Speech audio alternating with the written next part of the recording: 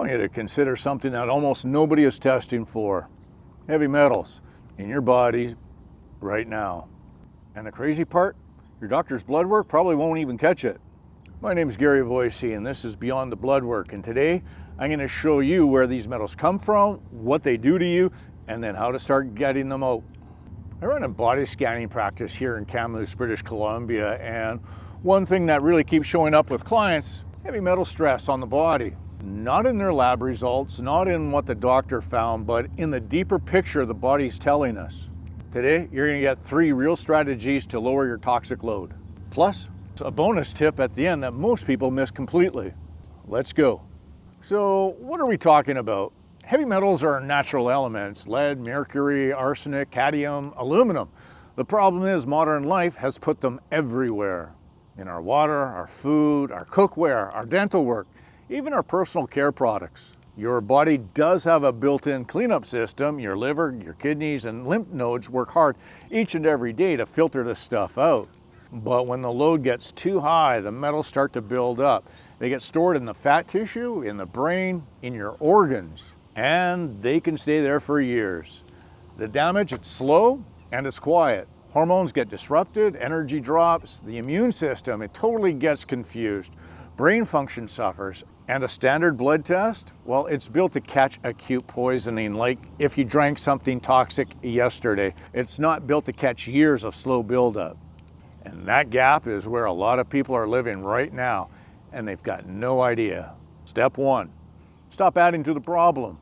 Before you can clean anything out, you've got to turn off the tap. Most people skip this and then go straight to the supplements. That's backwards. Here's where the biggest exposure comes from.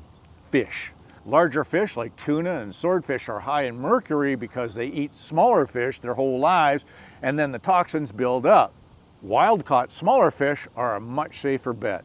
Your water, if your home was built before 1986, your pipes might still have lead in them. A simple water filter, look for NSF 53 on the label. It's one of the best things that you can do. Your cookware. Older, scratched, non-stick pans and aluminum cookware can leach metals into your food, especially at high heat.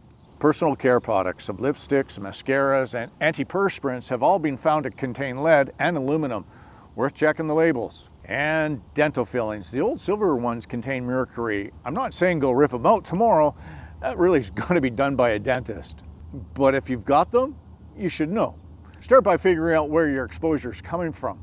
Cut what you can, and that alone will start making a difference. Step number 2, you got to feed your body's natural cleanup system. Your body, it already knows how to do this. It just needs the right fuel. A few foods that are well supported for helping clear heavy metals are cilantro and chlorella together. Cilantro, well, it helps pull metals out of the tissues, and chlorella, it's a green algae and it binds to them and then helps carry them out through your gut. They work together better than either one alone. Wild blueberries, high in antioxidants that protect the brain from damage caused by metals. Simple and powerful. Garlic, broccoli, onions, anything in the sulfur family. Spirulina from a clean certified source. It's got strong binding ability, especially for mercury and lead. And water. Drink enough of it. Your kidneys are a main exit route for toxins. If you're dehydrated, the door, it's basically closed. None of these are miracle fixes, but used consistently, they give your body what it needs to do its job. Step number 3, open up the exit doors. This is where people actually make themselves worse. They start stirring metals up through supplements or certain foods, but the body has no clear path to push them out. So the metals move around and end up in places you really don't want them, including the brain. Think of it like this. You stir up the mud at the bottom of a lake. If there's no current to carry it out, it just settles somewhere else. You need to move things out, not just to shake them out. So here's how. Make sure your gut is moving daily. If you're constipated, toxins sit and then get reabsorbed. Fiber, water, movement. Those are the basics. Sweat. Sauna, infrared or regular, has solid research behind it for pushing metals through the skin. Even hard exercise that makes you sweat, it counts. And support your liver. Beets, milk thistle, dandelion root, some good vegetables, they all help. Simple stuff. Binders like activated charcoal or zeolite can actually grab metals in the gut before they're reabsorbed. But use them away from food and medication, and ideally with some guidance. Open up the exits first, then start moving things. And here's your bonus tip, and this is the one that most people miss. Know where you're starting from. Most people, they begin a detox blind.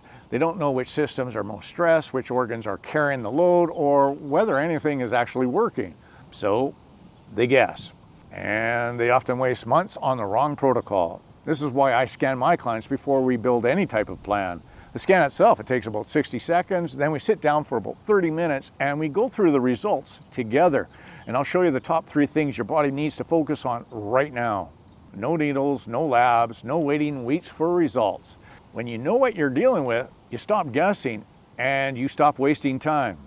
If you're in the Kamloops area or willing to make the trip, I'd love to do a scan with you. 60 seconds to scan, 30 minutes to understand what your body is actually telling you. You walk out with a clear picture and 3 real things to act on. And if you've been told your blood work is fine, but something still feels off, this is worth your time. The booking link, it's right below this video. And if this helps you out, subscribe and share it with someone who's been stuck with symptoms and no answers. Those people are everywhere and they need this information. I'll see you in the next one.